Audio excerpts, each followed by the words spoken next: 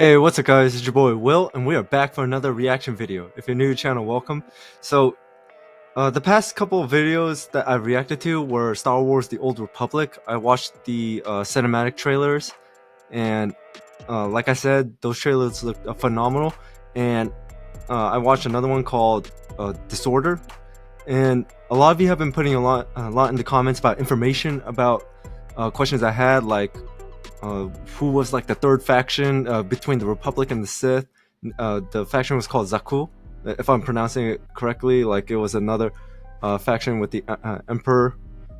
I don't remember off the top of my head. I'm sorry, guys.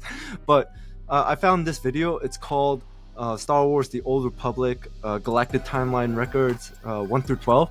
So it basically told me in the description that this video is like about I'm reading it right now, sorry.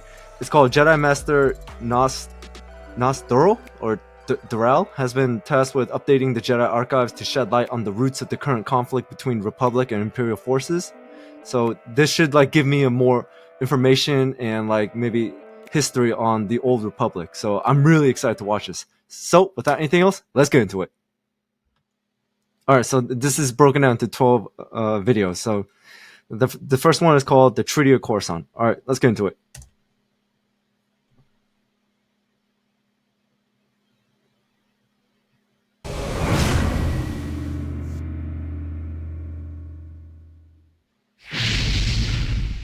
Let's start.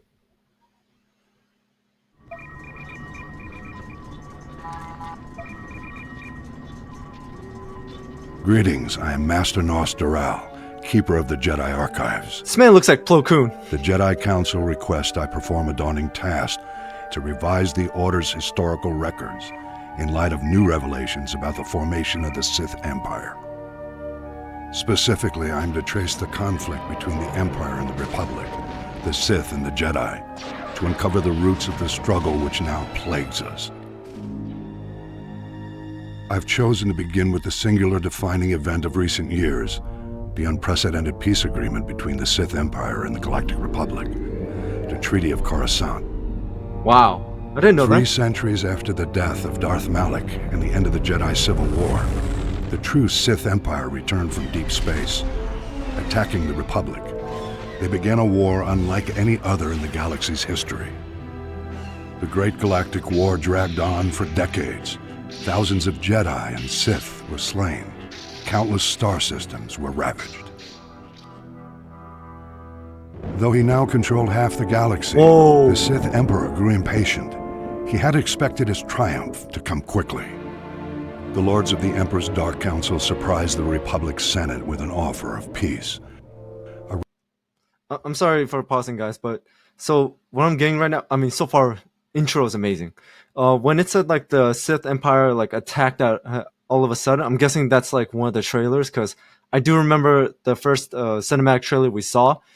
The Republic was doing their own thing, and then all of a sudden, like ships, Sith Empire ships have like come out of hyperspace and just like blitzkrieged like Republic outposts and reclaimed Korriban, which is, according to this, the Sith ancient homeworld or something.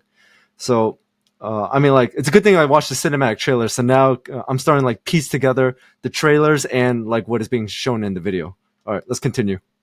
A reprieve the Republic could not afford to ignore. Matters had become complicated for the Republic war effort since the critical trade route between the Outer Rim and the Core Worlds was recovering from the Mandalorian blockade. Oh, Mandalorian. The Jedi Council urged caution as the Senate considered the Sith offer. But even they had to agree. The war was unwinnable. Peace was the only hope. Republican and Imperial diplomats convened on the planet of Alderaan to discuss a galaxy-wide ceasefire. But the Sith still had one play to make. The Imperial fleet launched a surprise assault on the Republic capital of Coruscant, bombarding the planet from orbit and storming the city world's bottomless towers. I'm guessing that's one of the trailers. I remember they did Coruscant's attack. defenses incapacitated, the Imperials annihilated the Jedi Temple, captured the Senate Tower, and held the entire planet hostage. Yep, that's definitely one of the trailers. They attacked. I remember the ship ramming into the Jedi Temple, and I gotta say that is one of the best trailers I ever saw. Just one side Jedi, one side Sith warriors just coming together and just clashing it out. That trailer was amazing. But I'm guessing that's what it's referring to because not just the Jedi Temple, they were just annihilating and attacking the entire planet. So I'm guessing that's kind of like timeline wise, that's where we are right now. That trailer. Back on Alderaan, Republic diplomats had no choice. Despite unfavorable terms, the Treaty of Coruscant was signed. Jedi and Republic troops began withdrawing from battlefields around the galaxy, leaving star systems to fend for themselves and to be quickly swallowed up by the Sith Empire. The Jedi returned to Coruscant to find their temple in ruins and irate senators blaming the Jedi for all the Republic's troubles. Man, senators. Though still committed to defending the Republic, the Jedi relocated to their ancient homeworld of Tython to rest, meditate, Python. and seek guidance from the Force. So, Thus began the unprecedented stalemate, the Jedi reconnecting with their roots, the Republic nursing its wounds, the Sith consolidating their power, and a galaxy divided between darkness and light. In retrospect, this outcome was inevitable and would have come sooner, were it not for some of the Republic's less savory allies. I will elaborate on this theory soon.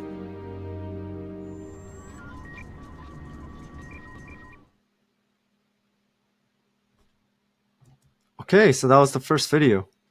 So before we continue the second video, what I learned was Korriban is the Sith homeworld, and I hope I'm saying this correctly. Tython is the Jedi's homeworld. Wow, I did not know that. Wow. I mean, because they never mentioned these planets in the prequels or the sequels. But then again, if I recall correctly, from what I heard, the Old Republic is like thousands of years before the movies came out. But still, I mean, like I would if they mentioned that in like the current movies, that would have been amazing. So next, let's see, next one. The Mandalorian blockade is broken.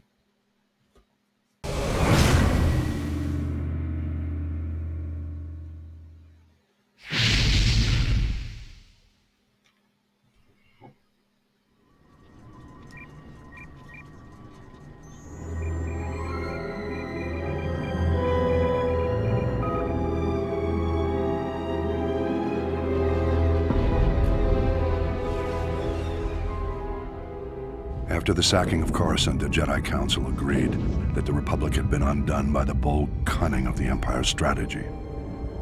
A closer look, however, suggests the sacking of Coruscant was not the crowning moment of the Empire's campaign, but rather a risky maneuver undertaken after all other efforts had failed. The Sith only considered turning to such measures after their efforts were undermined by an unlikely Republic ally, the criminal smuggling contingent that broke the Mandalorian blockade. The blockade choked the primary trade route for providing Republic military support to the Outer Rim and the main hyperlane for bringing raw goods from the colonies to the core worlds. Long-standing holdouts in the Outer Rim began folding to the Empire, and critical supplies vanished from the core worlds almost overnight. Wow. As starvation swept through the lower levels of Coruscant, riots broke out planet-wide. Oh, God. Talk in the Senate veered sharply toward complete surrender to the Sith Empire. It was at this critical hour that a Mirialan smuggler named Hylo Viz recognized an extraordinary Hylo business Viz. opportunity for her and her partners. With the Republic willing to pay any price for raw goods, Hylo's plan was simple: break the Mandalorian blockade. Loading massive freighters with all the goods the Outer Rim had to offer, Hylo and her fellow smugglers hauled their loads to within a parsec of the blockade and stopped still. Distracted by suspicious freighters, the Mandalorians never knew what hit them. A motley fleet of small starships dropped out of hyperspace and opened fire. A massive space battle ensued, the smugglers' light freighters ran rings around the Mandalorian cruisers. But even so, Hylo Viz and her band were outmatched. Fortunately, Republic Strategic Information Systems was tipped off and starfighters were scrambled from nearby systems. With their assistance, the Mandalorians were quickly overcome. The blockade broken, Hylo Viz brought freighters full of raw goods into Carson and walked away with more wealth than she had ever imagined. An elaborate medal ceremony was held in her honor, but Hylo never showed. She was long gone. Rumor has it Hylo Viz was killed a year later for double-crossing the Hutts. Oh. Regardless, through this unlikely hero's efforts, the Republic war effort gained a reprieve. At the time, many believed the Empire was behind the Mandalorian blockade. My research indicates a far more elaborate explanation. I will share that in my next report.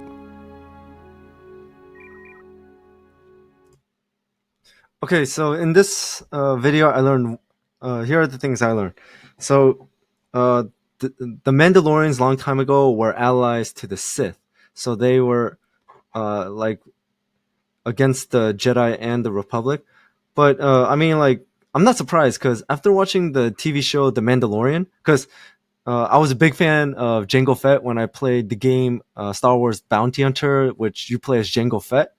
I'm not really surprised, because their armor Beskar can withstand against lightsabers, and the fact that they have like the training and the gadgets and the weapons to like even take down a Jedi. So they were pretty formidable.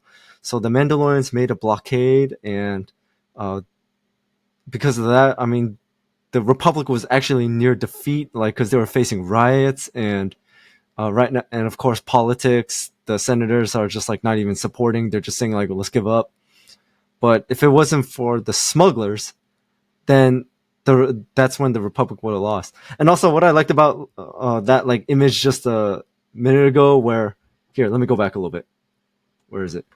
Right here. It looks exactly like the end of Episode 4, Star Wars Episode 4, The New Hope, where Han Solo and Luke Skywalker got their like medal ceremony. It looks exactly the same. That's what I really like. Wow, I never knew about that. The Mandalorians were allies of the Sith. Interesting. All right. Oh, by the way, I'm not gonna watch the whole all 12 videos today because I got some things to do later. So I might split this up into 2 or 3 videos. Who knows? So let's look at the next one. All right.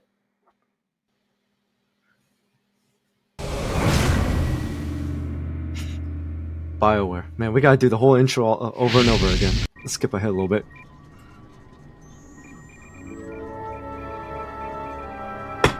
The return of the Mandalorians. Mandalorians. Trained from birth to fight in battle, their bodies are honed into killing machines.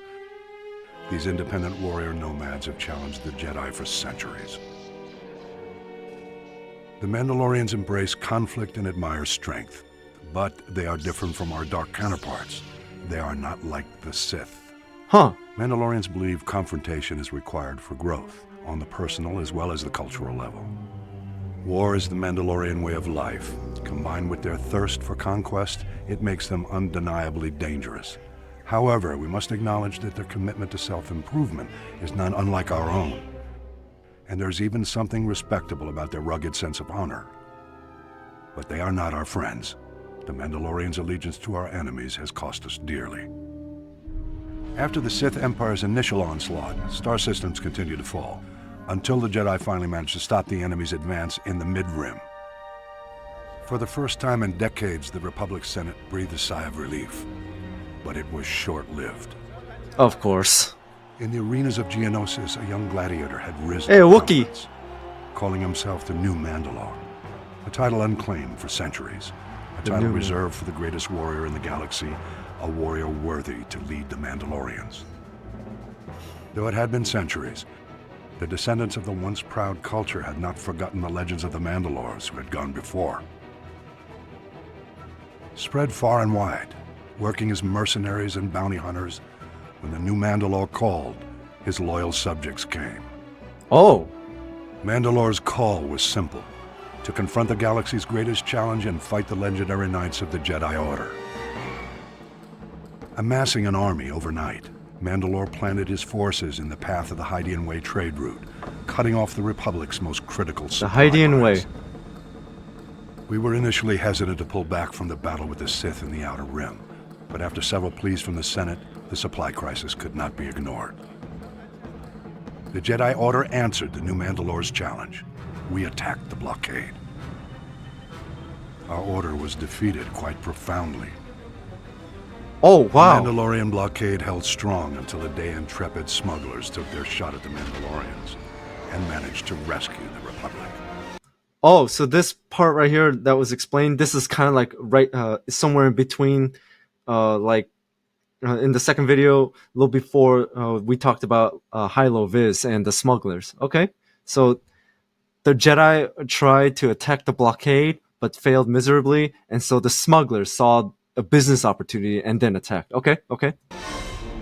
Mandalore went on to lead many of his followers to seek new challenges, while others again struck out on their own.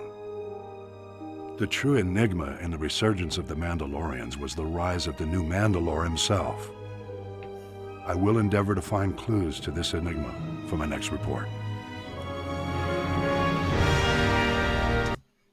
Wow, that was interesting. So I was about to start asking questions about like Mandalorians, but this video pretty much like answered it. So in comparison from what I'm hearing, like Mandalorians, like how they were raised, it kind of reminds me of like Spartans, like the movie 300, like how they were trained at such a young age, and as they grow up, they were just constantly taught like combat, and this is like the cultural way of life, and also like death in the battlefield is like the greatest glory he can achieve.